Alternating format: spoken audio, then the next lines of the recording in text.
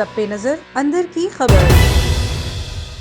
اچھی خبر سے آگاہ کریں گے آپ کو کہ پاکستان میں آئندہ انتخابات کی شفافیت کو یقینی بنانے کے لیے الیکٹرانک ووٹنگ مشینیں متعارف کروا دی گئی ہیں۔ اہم خبر سے آپ کو آگاہ کرے ہیں کہ پاکستان میں آئندہ انتخابات کی شفافیت کو یقینی بنانے کے لیے الیکٹرانک ووٹنگ مشینیں متعارف کروا دی گئی ہیں۔ مشینیں کیسے کارآمد ثابت ہوں گی، انتخابات کو دھاندلی سے کیسے پاک رکھا جا سکے گا، اسی پر تفصیلات جانتے ہیں میاں عبدالباسط کی اس رپورٹ میں۔ پاکستان میں انتخابات کے عمل کو دھاندلی سے پاک کرنے کے لیے ای ووٹنگ سسٹم متعارف کروا دیا گیا۔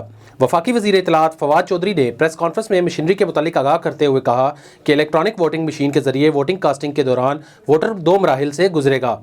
پہلا مرحلہ شناخت کا ہوگا، جس میں نادرا کی جانب سے موصول کردہ ڈیٹا کے مطابق مشین ووٹر کی شناخت کرے گی۔ شناختی کارڈ کو مشین میں لگانے کے بعد ووٹر بائیو میٹرک کے ذریعے مشین کو مطمئن کرے گا کہ شناختی کارڈ کی معلومات اسی ووٹر کی ہیں۔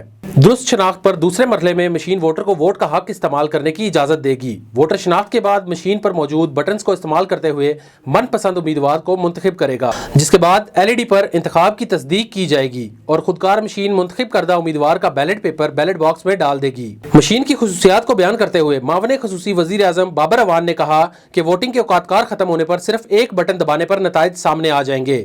مشین کا ابتدائی طور پر ٹرائل لینے کے لیے پریس کلبز اور بار ایسوسی ایشنز کو دعوت دی گئی کہ وہ اپنے انتخابات میں الیکٹرانک ووٹنگ مشین کا استعمال کریں۔ ووٹرز میں آج سے لے کے 2023 میں جب الیکشن ہوگا، 2023 کے اینڈ پہ جب حکومت 5 سال انشاءاللہ پوری کر چکی ہوگی، اس وقت کتنے اور ووٹرز بڑھ جائیں گے، یہ بڑی ڈیٹیلز ہیں۔ الیکٹرانک ووٹنگ مشین کے ٹیسٹ پیریڈ کے لیے اپوزیشن جماعتوں کو بھی دعوت دی گئی کہ وہ اس مشین کو آزمانے کے لیے حصہ لیں اور سوالات اٹھائیں۔ کیمرامین نقاش ملک کے ساتھ میاں عبدالباسط، A1 TV اسلام آباد۔